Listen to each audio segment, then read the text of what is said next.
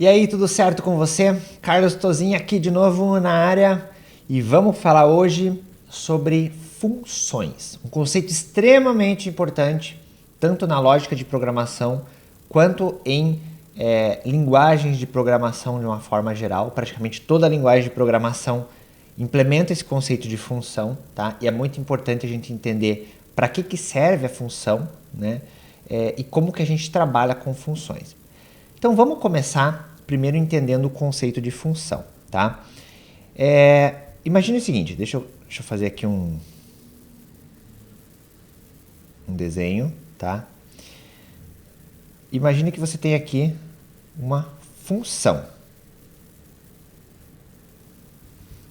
Uma função nada mais é do que uma espécie de caixa preta, tá? Se você tá aqui, tá? E vai interagir com uma função. Para você, a função ela é como se fosse uma caixa preta. O que significa isso? Significa que você não precisa saber o que está acontecendo lá dentro, tá? Vou dar um exemplo prático para você.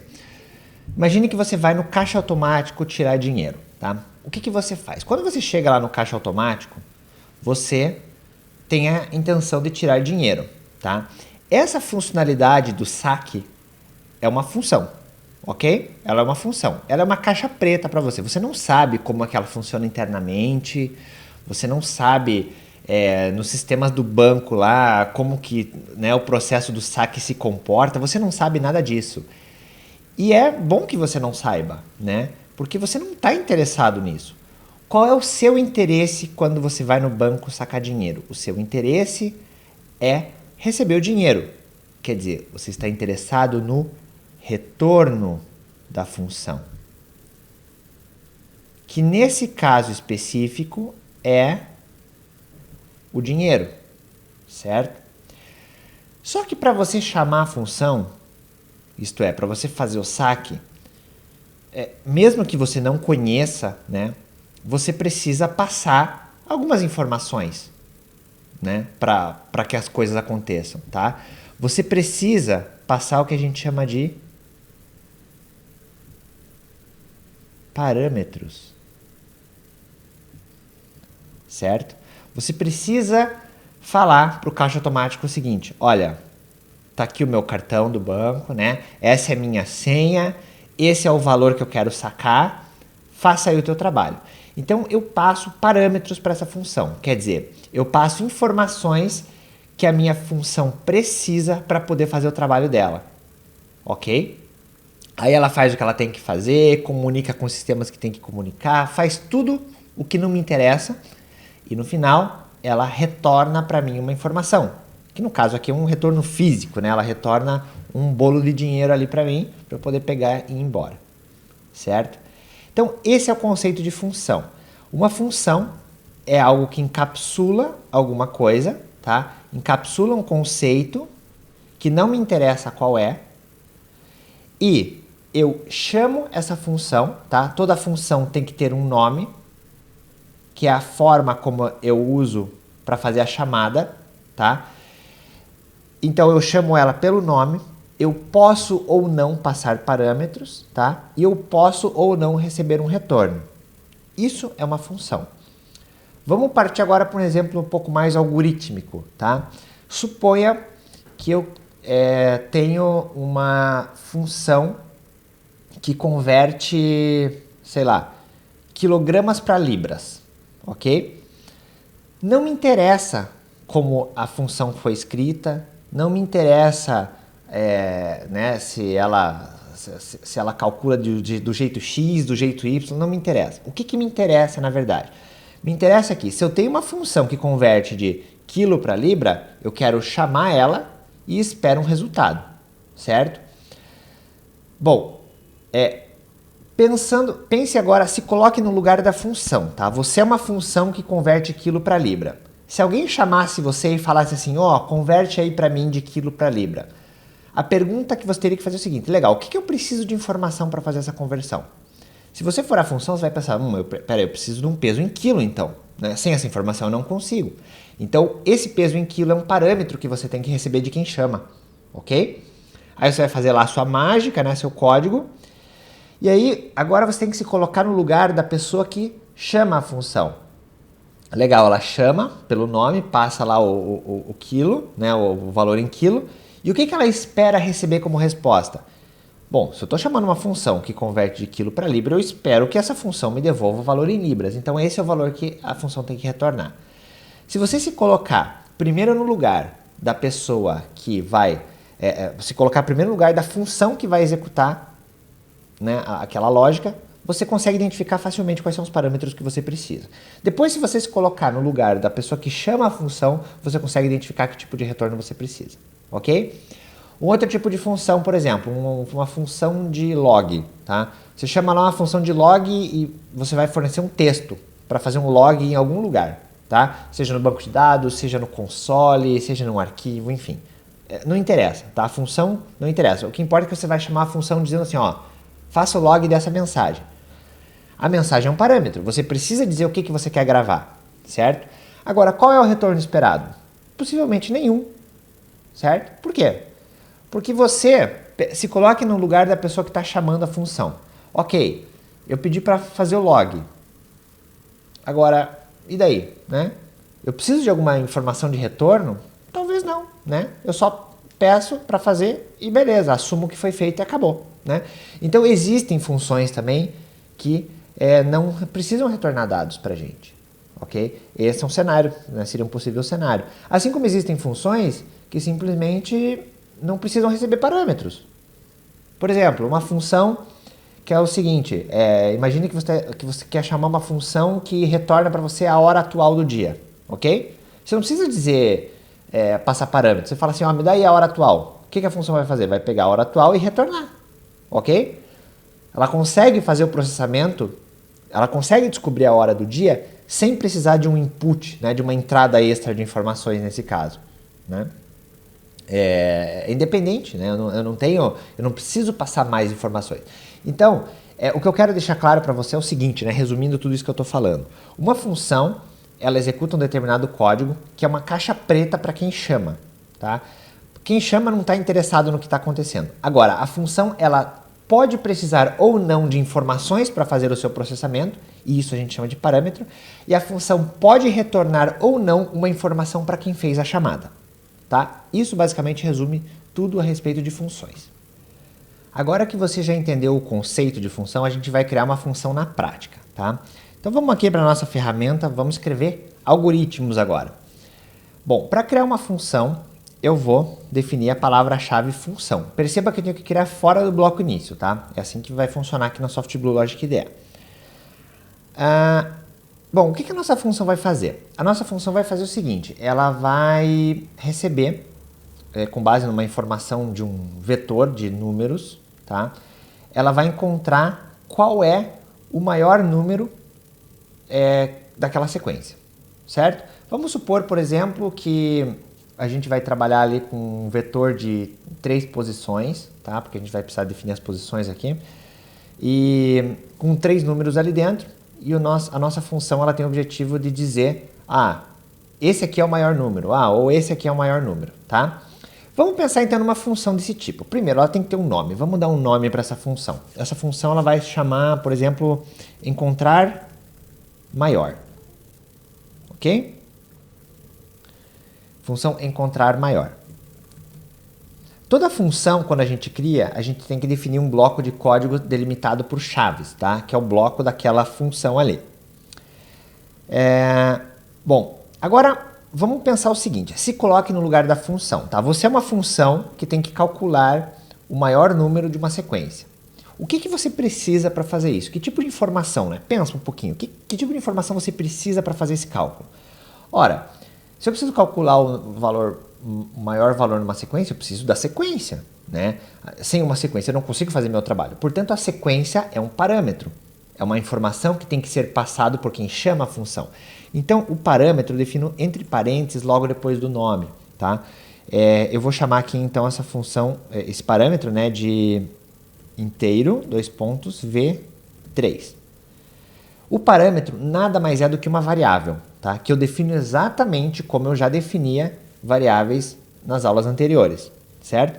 Então, eu estou criando aqui uma variável v, que é um array, né, um vetor de 3 posições, que é justamente o que eu vou usar para fazer a minha lógica aqui, tá?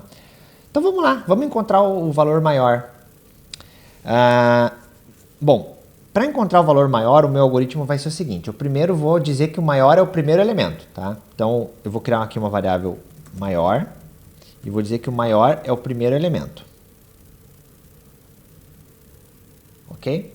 Depois eu tenho que comparar do segundo em diante para ver se realmente tem algum maior do que o maior atual para poder trocar, né? Então, eu vou fazer um para. Aqui eu vou precisar de uma variável, né? Inteiro. Vou chamar de v. Não, tem que ser outro nome, né? N. Então, vamos lá. Para N, de 1 até 2, porque o vetor tem tamanho 3, né? Passo 1. O que eu vou fazer aqui dentro? Então, vamos lá. Eu vou verificar se o valor de v índice n é maior do que o do valor de maior. Por quê? Porque se for... Opa, força do hábito. Não é if que é c, né? Se for, eu preciso trocar. Quer dizer, eu tô iterando agora, acabei de encontrar um valor que é maior do que o valor que está na variável maior. Então, agora o valor da variável maior tem que receber esse cara e descartar aquele que tinha antes. Então, o maior vai receber o v de n. Concorda comigo que quando eu chegar no final dessa varredura do meu vetor, a variável maior vai ter o maior valor? Bom, nessa hora agora você tem que pensar o seguinte. Pense agora vai para o outro lado. Vai para o lado da pessoa que está chamando a função. Tá? Você é a pessoa que vai chamar a função. Então, você vai falar assim, ó, chamei, ó, encontrar maior, está aqui a sequência. O que é que você espera como resposta?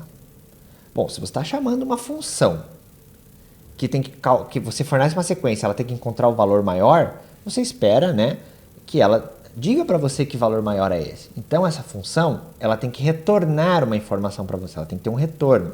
E essa informação o que é? É um inteiro, certo? Que é um dos valores que está nas caixinhas ali do meu vetor, ok? Se essa função retorna um inteiro, eu tenho que dizer isso na declaração da função.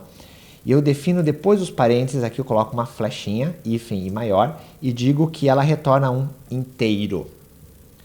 Perceba que aqui não é a variável, aqui é o tipo de dado que ela retorna. Tá? Eu estou dizendo que essa função, no final da execução dela, ela vai retornar uma informação que é um número inteiro.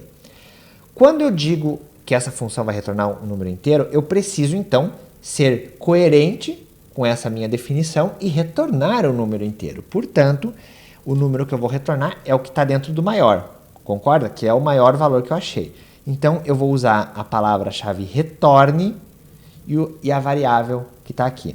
Detalhe, essa variável, né, o tipo dessa variável, tem que ser compatível com o tipo que eu estou dizendo que vou retornar. Se eu estou dizendo que eu vou retornar um inteiro, eu não posso retornar um valor booleano, né, lógico. Eu tenho que retornar um inteiro. Certo? Faz sentido, né? Bom, está pronta a minha função. Agora vamos chamar ela, então, né? Como que fica o meu código que chama a função? Eu preciso criar uma sequência. Então, eu vou criar essa sequência aqui. Vou chamar de S, que vai ter 3 valores, tá? S0 vai ser, por exemplo, o valor 4. S1 vai ser o valor 9. E S2 vai ser o valor 2. E aí eu vou fazer o seguinte, encontrar maior e vou passar a minha sequência. Certo? Essa função, quando eu chamo uma função, eu tenho que chamar ela pelo nome. O nome dela é encontrar maior. Como ela recebe um parâmetro que é um inteiro, né, um array, né, um vetor de 3 posições inteiro, é exatamente isso que eu tenho que passar aqui. E ela tem um retorno. Né? Lembra que quando essa função encontrar maior for chamada, ela vai retornar a informação. Então, eu posso capturar esse retorno numa variável, por exemplo, chamada m. E aí eu posso escrever aqui, ó, escreva o maior valor é e junto com M. Então, olha só. Opa, faltam 2 pontos aqui. Vou executar. Qual que é o maior valor? É 9, tá? Se agora aqui, por exemplo, no S0 for 10, perceba que o meu maior valor vai ser 10. Eu quero que você perceba, do ponto de vista de quem chama, como fica simples o processo. Você simplesmente diz assim, ó, encontre para mim o valor, tá aqui a sequência, e me devolva o valor, e eu vou armazenar esse valor em M. E eu não me importo como que funciona o algoritmo da função. Ela faz lá do jeito dela, tá? Uma função é muito interessante porque você pode reaproveitar código, né? Se você, de repente, em outro lugar do seu algoritmo, precisar de volta encontrar o maior valor, você pode chamar essa função que já faz isso, tá? E aí você pode, ao invés de duplicar o teu código em vários lugares, o que realmente não é nada bom em termos de programação, né? Você encapsula toda essa lógica dentro de um lugar só, né? E chama isso passando os parâmetros. É assim que funcionam as funções. Agora eu preciso só deixar algumas coisas bem claras para você aqui, tá? Primeiro detalhe com relação à questão do fluxo de execução disso aqui, tá? Vamos fazer uma sequenciação aqui, ó. Vamos imaginar então que eu estou executando, né? Lembra que o bloco início, né, é justamente por onde começa a execução do meu programa. Então eu começo a fazer assim, ó. Primeiro eu vou executar aqui, ó, né? Inteiro M. Depois eu vou cair nessa linha aqui, ó. M igual a encontrar maior passando S. O que que vai acontecer aqui? Quando eu chego nessa linha, tá? A execução do meu início ela é suspensa. Por quê? Porque o meu início ele só pode continuar executando depois que encontrar o maior, que é uma função, retornar o valor. Então, nesse momento, o meu bloco início para e o fluxo vem aqui para dentro da função encontrar maior. Vai ser definido então um valor, uma variável maior, uma variável n, o maior recebe a primeira posição, vai ter lá o meu para, e no final aqui, né, você não está vendo, mas vai ter o retorno. Quando eu retornar o valor, nesse momento, eu vou ter essa informação aqui, encontrar maior retornando um valor, que vai ser armazenado em M, e aí sim eu continuo o escreva, tá? Então, isso é muito importante, tá? Que você perceba que quando você chama uma função, a execução vai para dentro da função. E aquele local onde foi feita a chamada fica como se fosse uma flechinha esperando ali, né? Um ponteiro falando assim, ó, seguinte, ó, eu parei aqui, tá? E eu só vou continuar quando essa função que eu chamei terminar. Se essa função que eu chamar uma outra função, acontece a mesma coisa. A execução para, a outra função é chamada, quando ela terminar, volta para essa, quando essa terminar, volta para outra e assim por diante, tá? É um empilhamento de chamadas que a gente diz em programação, ok? Então, é assim que funciona o fluxo de execução de funções. Outro detalhe com relação às variáveis, tá? Que é muito importante. Perceba que eu criei aqui, dentro da minha função, variável n, a variável maior, né? Eu tenho essa variável v3. Todas essas variáveis, elas são visíveis apenas dentro da função que a declarou, tá? Quando eu crio uma função e essa função recebe variáveis no parâmetro e define variáveis dentro do corpo, né, como maior e n aqui, por exemplo, a gente diz que essas variáveis elas são chamadas de locais. Variáveis locais são variáveis que são definidas dentro de funções ou parâmetros de funções e que existem apenas ali dentro. Isso significa que se eu tentar, por exemplo, aqui no meu bloco início, acessar o valor da variável maior, vai dar erro. Ele vai dizer, opa, essa variável não existe, tá? Essa questão, né, da onde que a variável é visível, não é visível, só por questão de curiosidade, tá? Tem um termo aí na programação, que até se você quiser procurar mais sobre ele depois, esse termo é o escopo, tá? O escopo ele está relacionado a até onde a tua variável é visível, certo? Variáveis criadas dentro de funções são visíveis apenas dentro das funções que as definem. Assim como, por exemplo, essa variável m que está aqui no meu bloco início, eu não enxergo ela dentro do encontrar maior. Não enxergo, porque ela foi definida fora da função. Então, a função ela só enxerga coisas que dizem respeito a ela, certo? Isso é muito importante você entender. E outra coisa é quando você chama é a função passando parâmetros, tá? Perceba o seguinte, que quando eu chamei aqui o encontrar maior, eu passei aqui um parâmetro S. Deixa eu trocar a cor aqui para ficar mais fácil. Ó. Eu passei aqui um parâmetro S, tá? Só que a minha função, ela recebe um V3.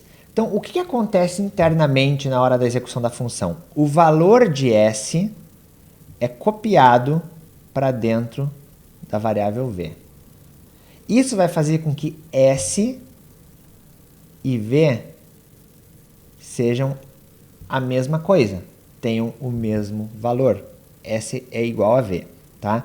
Se eu tivesse mais de um parâmetro, a gente vai ver depois, né, outras situações onde a gente pode ter mais de um parâmetro, funciona igual. A diferença é que daí o primeiro que você passa copia para o primeiro, o segundo para o segundo e assim por diante, tá? Você sempre tem que passar os parâmetros na ordem que eles foram definidos, certo?